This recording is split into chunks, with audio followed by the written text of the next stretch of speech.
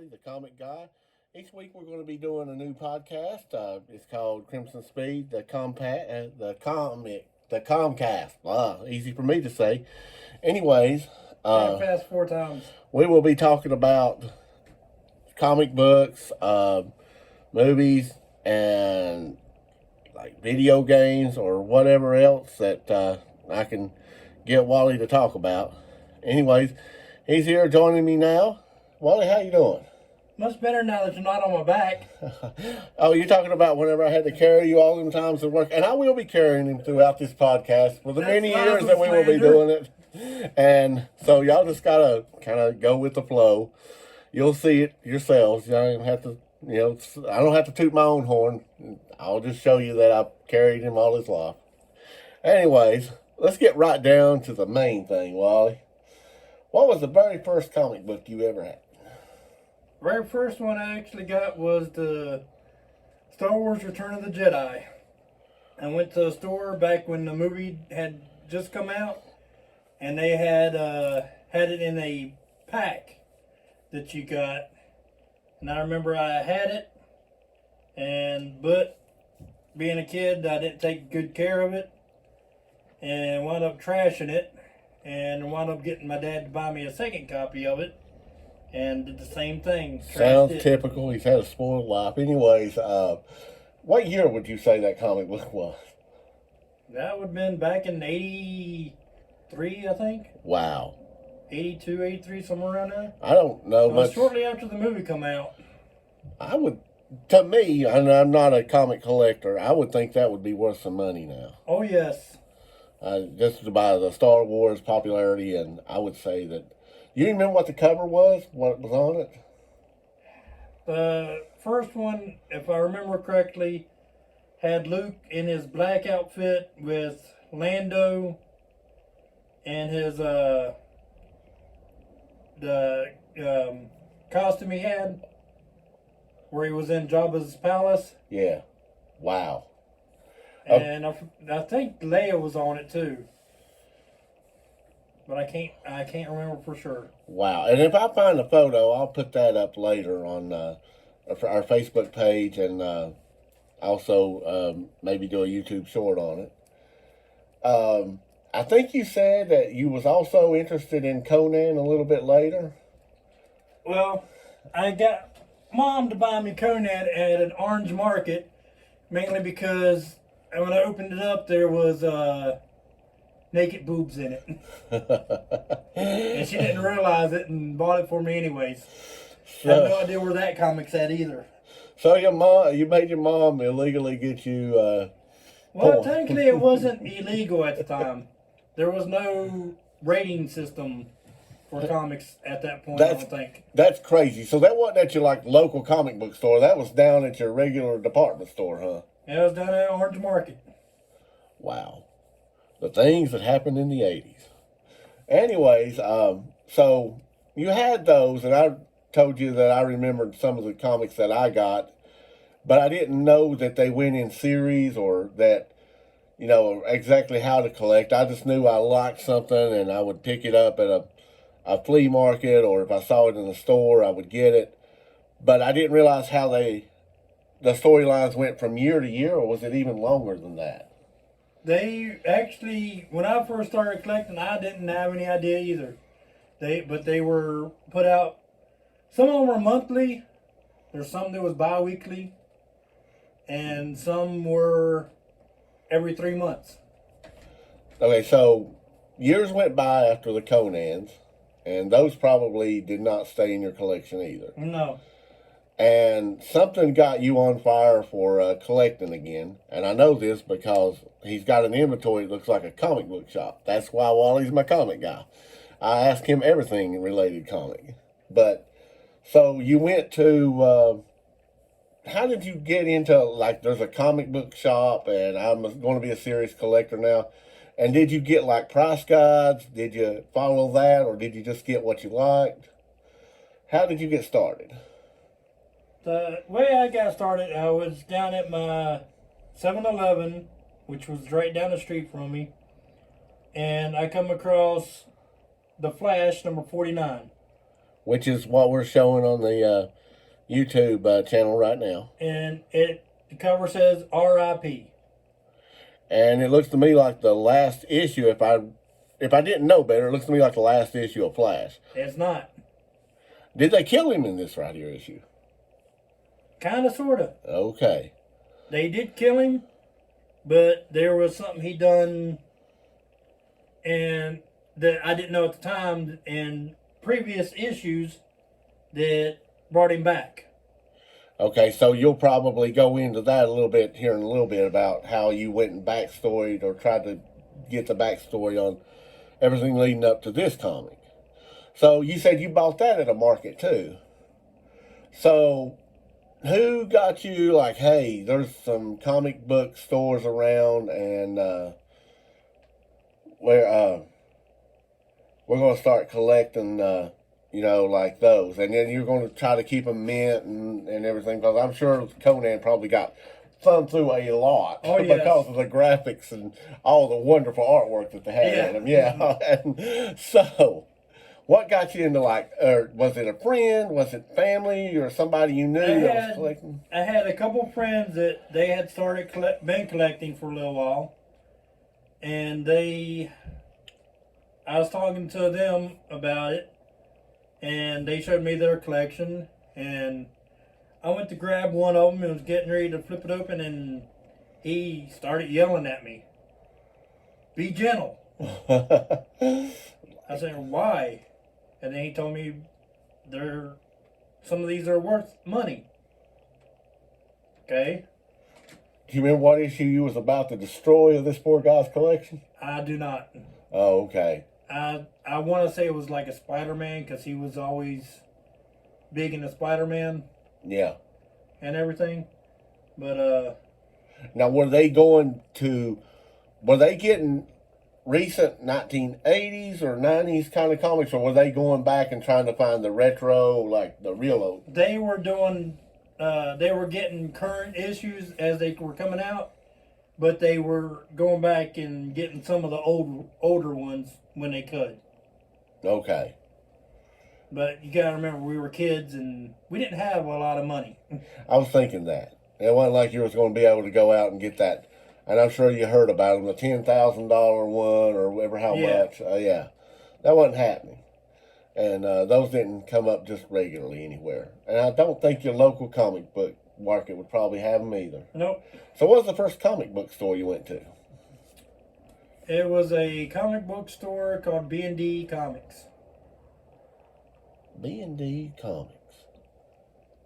Yep. I had started collecting the Flash, and now that was because of this issue that's up right now. Yeah. Was that when you went back to try to find out the whole storyline on that?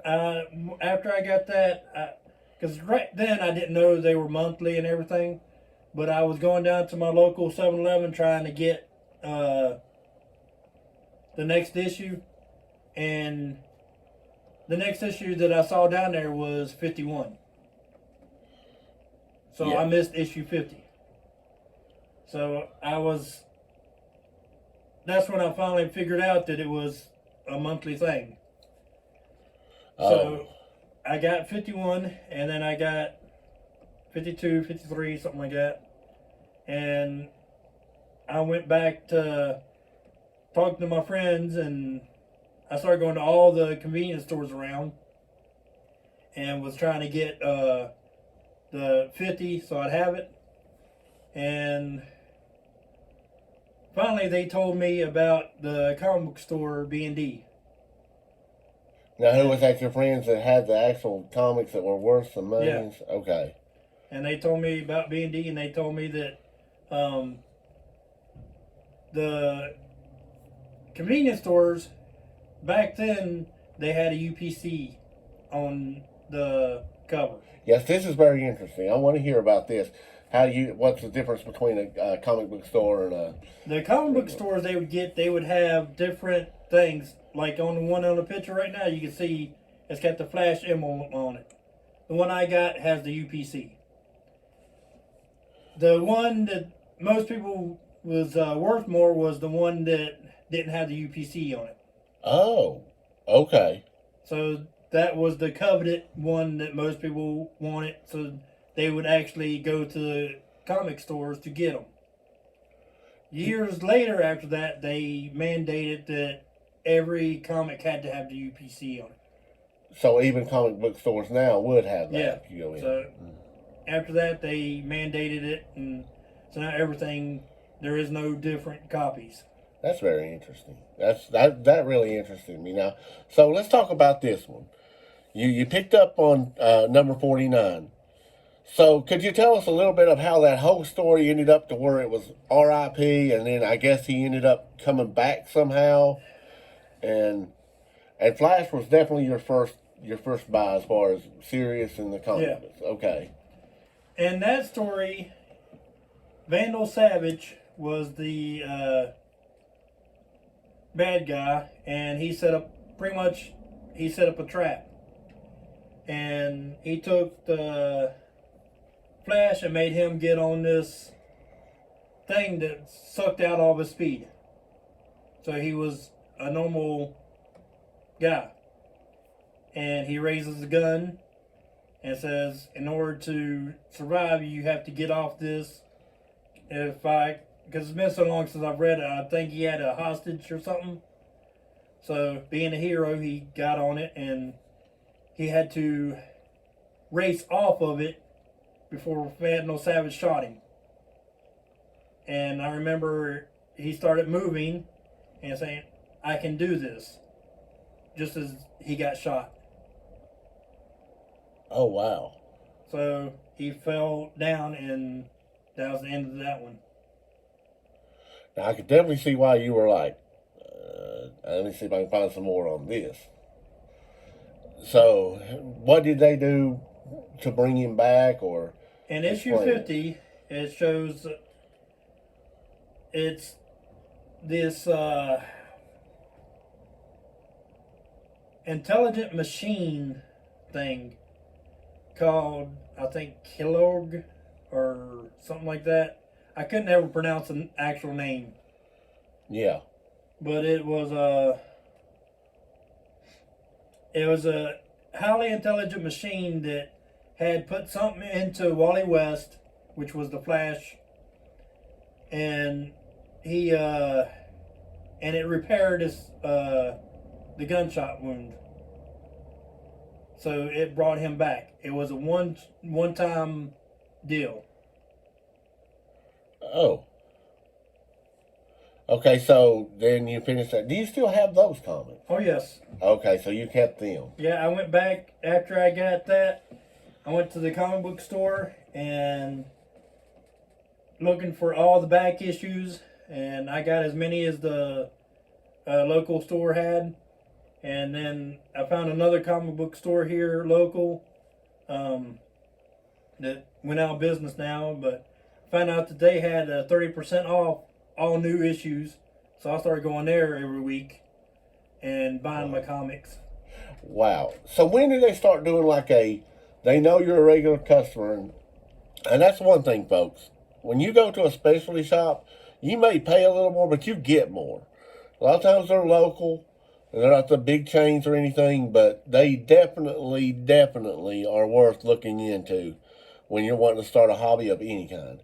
But my question is, when did they start saying, okay, you like this, can we put you on a list to get it, monthly or whatever, or did they? Well, it was Dusty Corners, the guy that was the cashier. He worked in there. He, after I'd been going in there for, I don't know if it was months, maybe a year, but he would, every week he would pull out everything I collected. And at that time I was collecting the Flash, New Warriors, the Todd McFarlane, Spider-Man, just about all the Batman titles, Nightwing, Robin, all that. He would pull all them. And he would actually, if there was a special issue that would come out, he would actually pull that and put it off to the side for me. And he told me that you may like this. I put it to the side, and if I looked at it, most of the time it was like a graphic novel, Spider-Man or something, and I would buy it. But it wasn't one of those things where he said, "Well, okay, I put this aside. You need to buy this." And So you didn't and feel if pressured by him at all. I had no pressure. If I told him, "Man, I don't think I want to get this," He didn't get ticked off, and or he'd take and put it back on the shelf. he didn't get ticked off, or like huff off, or anything. Okay. Nope, he was a really cool guy. So, in a way, didn't he kind of broaden you from just Yeah. the Flash to, hey, Yeah. there's this other stuff going on, and Yep, he would, because he didn't actually read the comics, most of them, but he knew, like, if I was reading The Flash and there was a crossover into Green Lantern or crossover into anything, yeah. he knew about it, and he would grab that issue for me too. See, I only So crossed, I wouldn't miss any of the storylines. and I didn't know much about crossovers. The only one I knew about was Transformers went with G.I. Joe at one time, and Yeah. I got as many of them. I remember as a kid, I loved that because I loved the G.I. Joe cartoon. Well, there was only 4 issues of that comic. Then I might have actually, I've got pretty close to all of them then. They did more, from what I understand, because I've stopped collecting, and I haven't been collecting for a while now. But I think they went back and did more G.I. Joe and Transformers crossovers. Now, I know you probably weren't into that and getting those kind of comics. Yeah, I got those. Did you? Yeah, still have Interesting. them. I got those 4. Well, then I got to ask you an important question. What do you think about that Origins of the Snake Guys, the movie that came out this year? Yeah, don't even get me started on that. That thing. If you watch the original G.I. Joe, it had nothing to do with any of the original stuff. They made up a story, and Okay, so it went south fast. yeah, it wasn't a Snake Eyes story to me. They made Storm Shadow the good guy in that, and Snake Eyes betrayer. We were, I'm going off subject of that. We were talking about, like, you, it seems like you did like the cartoons, like the G.I. Joe, Transformers, so you were into Transformers too. Oh yes. And did you keep all of those as well, or? Oh yes. Okay. Once I started collecting, I've got every issue I've ever collected now. I've even got a bunch of them that I didn't collect, thanks to my buddy. So I want to hear about that story in a minute. So me, I like TV shows. So there was a Quantum Leap one, and then there was Sledgehammer. I know a lot of people don't remember that, and I'm dating myself way in the 80s on that. But and there was Alf. Did you get into any of those, or were they kind of like with the comic book series collectors, kind of like a novelty or a way to get other people maybe to come into it? Those were more novelty issues than serious. They were decent comics. I never owned any, but they were more for the series on the TV show. Okay. Because they did, I will say, Buffy. That's a good example. Joss Whedon, he made the Buffy the Vampire series. Yeah. He made the movie, and it bombed. But he made a TV show, and it was. I remember Sarah Michelle Gellar. Yeah. It was a great show, and everyone loved it. It got canceled, and Joss Whedon actually made. I think it was after season 7. I think it was, it got canceled. But he made like several more seasons in the form of comic books. Dan, was it successful, or? I imagine so, because he made several seasons of it. And didn't they do one of the Crow too? It seems to me, I don't remember, but it seems like they did. They made some comics of the Crow. I thought so. I think I got a couple of them. Because I like that hero. It seemed to me like when that TV show, whenever we were just becoming friends, that you talked about getting some. But let's go back to, you said you got a ton of comics one time for Christmas. Well, surprisingly, or it was around Christmas. around Christmas. Yeah, I was out at work and I had just come home and my front door was unlocked. No one was home. And I know back then my parents would not have left the house unlocked. Yeah. And I sat there and kept looking around and I went through the house and went downstairs, checked everything. No one here, made sure, checked all the closets and everything. And I remember it was during Christmas time because we had a Christmas tree up. And just something seemed odd about our Christmas tree. So I went over there and started looking at it. And there was my buddy's comic books.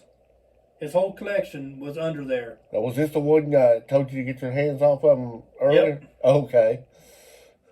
So I know the one that he told me to do that with is in that collection. And, that's the way. Somebody break in your house and give you something instead of taking it.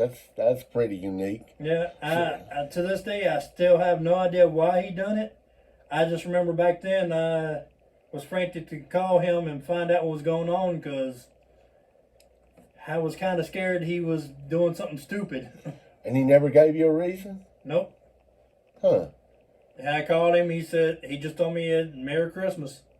I know he had just started dating this girl, so Yeah. I'm thinking maybe she made some comment that they were stupid or Dorky? dorky, whatever. Whatever, and yeah. So he gave them to me. Wow. And we know one of them at that time was at least valuable if he was to tell you that it wasn't Yeah. to keep your hands off. Well, at the time that I'd got it, it was he hadn't been collecting long, so I don't know. I think it was more he was wanting to make sure they stayed mint so that Right. if they did become valuable. Oh, okay. So, I do know that he had a Amazing Spider-Man 300 in that collection, which is the very first appearance of Venom. now, I'm sure that is worth some money now, especially since they did a Venom movie and he's kind of popular still yet. Yeah. When did you ever get into whenever I collected sports cards, I had to get this Beckett issue every month so I could find out what my stock was doing. Did you ever get into the price guides or anything? There was, I can't remember the name of that book, but they had a book that came out every month, and it would give you the prices on it. And then there was, I think, his Overstreet price guide that would came out like once every year, I think. Oh, And so you had to wait kind of a whole year to kind of. well, the one I'd get every month, and I remember I used to get my comics, and I used to separate them if they were, and if that book said they were over $10. I had shoe boxes. I used to put them down in. I'd put them in a plastic bag and put the cardboard backing on it to Yeah. keep them safe. And I had shoe boxes. I would stick them down in because they fit just perfectly in the box. Yeah. And anything that was over $10, I'd put them in there in case anything I could grab them real quick. And Right. And I'm sure the Venom one probably stayed 10 and above. well, that one I got after I'd stopped doing that. Oh, okay. Okay. So you went into a different kind of boxes, and I've seen your inventory, and Yeah. They're After I stopped doing that, I would about every 6 months or so, I would go through and reprice them and everything. And I used to take a little piece of paper, write the price down, and put them on the front of it.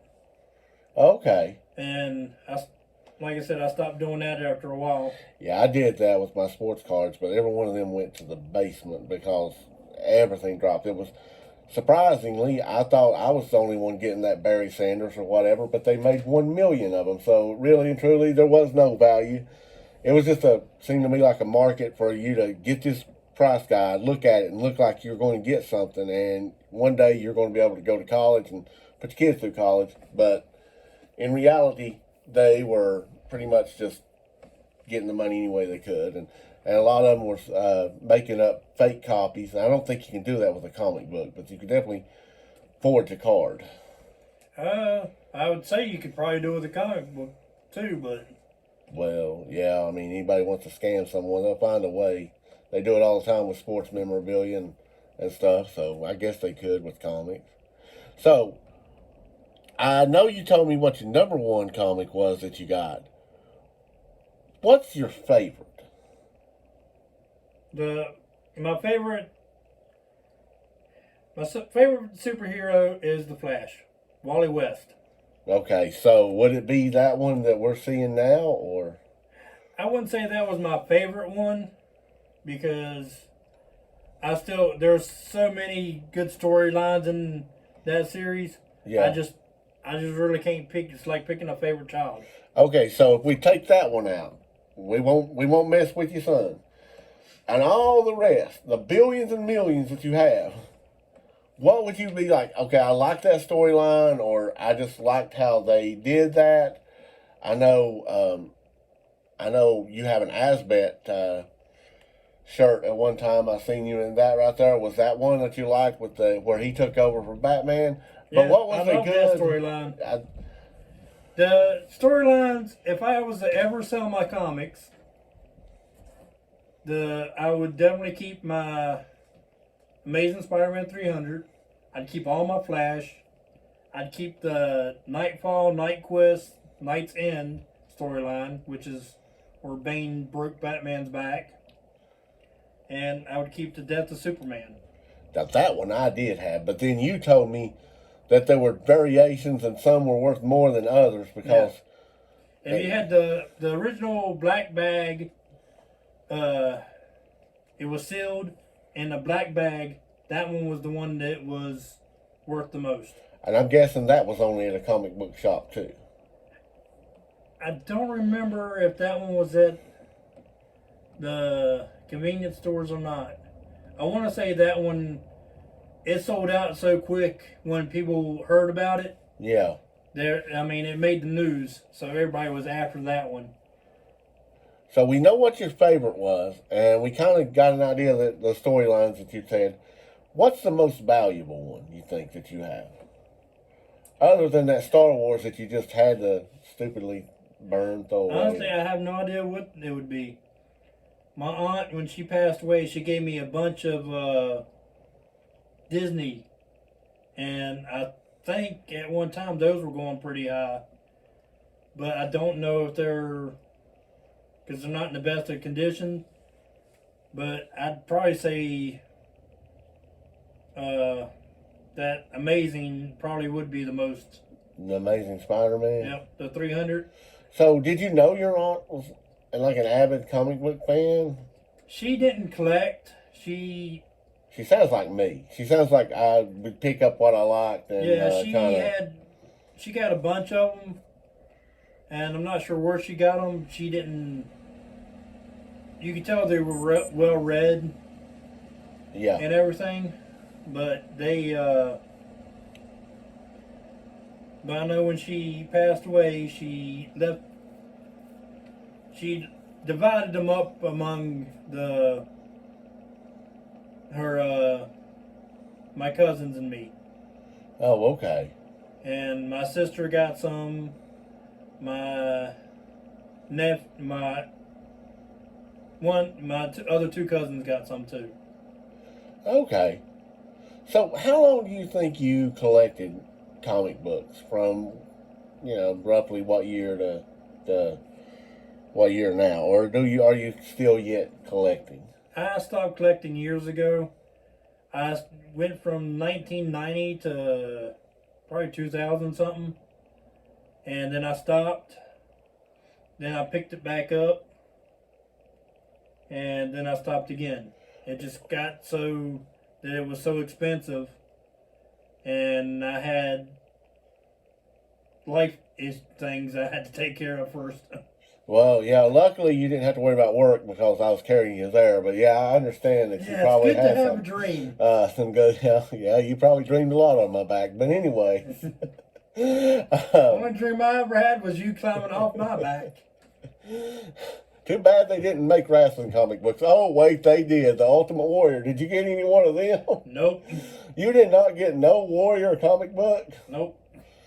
I think I did. I'm sad to say. I actually had some WCW comic books at one time, too. They actually had a Cactus Jack Manson.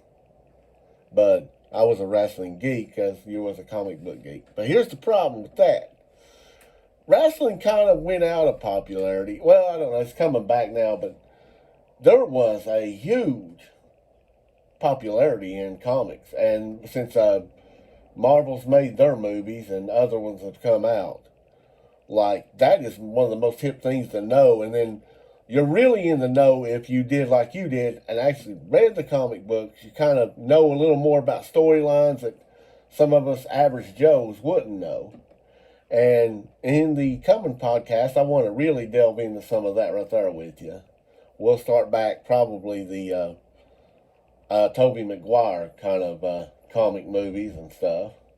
And we're probably going to be doing some games because I know you like gaming, you like role playing, and that was another thing that you did with related to comic books. You had an actual role playing comic game. Yeah, DC superheroes. That Still, it's right over there. me and my friend Scott, we came up and attempted to do that one time. Yeah. My friend Scott role played that he was going to stab me in the back, but you know. Don't forget the ragu. Yeah, and no. Neither one of us tasted this blood looking substance that was ragu because the game master was full of himself. Anyways, that was actually I had to have some fun. that was fun. It was. It was a good time there. So, but yeah, that's kind of what I want to do with this podcast. I want to talk more about a lot of these comics that you have, maybe go into each week a little more about some of the Batman ones. Like, I really want to get into when Batman broke his back, where there was a substitute. A lot of people probably don't even know that there was a substitute for Batman. Now, I know all you comic people that really, really are diehard. I know you know, but I'm talking about some of the other fans that are, casually looking around and.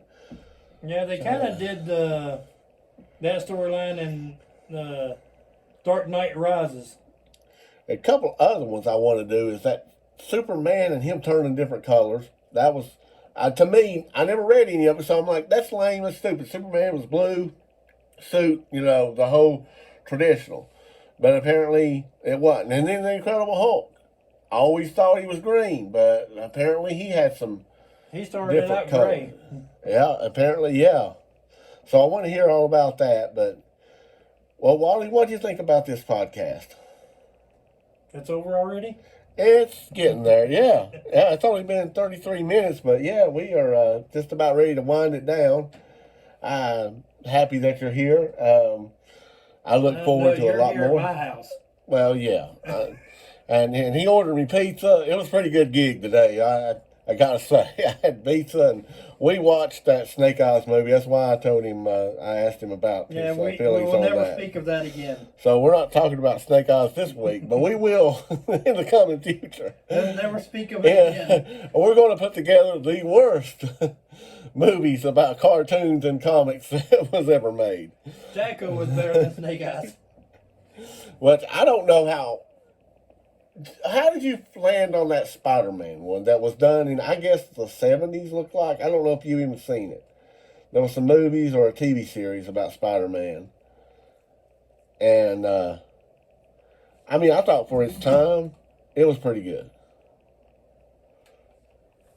Are you going to play us some song opening scenes from it? Yep, I do believe I struck a nerve here with Wally because he's fiddling with his technology stuff and trying to go through menus real fast. Or maybe he's trying to search for that Snake Eyes movie again. But I got that here on the disc. Yeah, I brought that. You might have got pizza, but I had to bring the awesome movie that we saw tonight.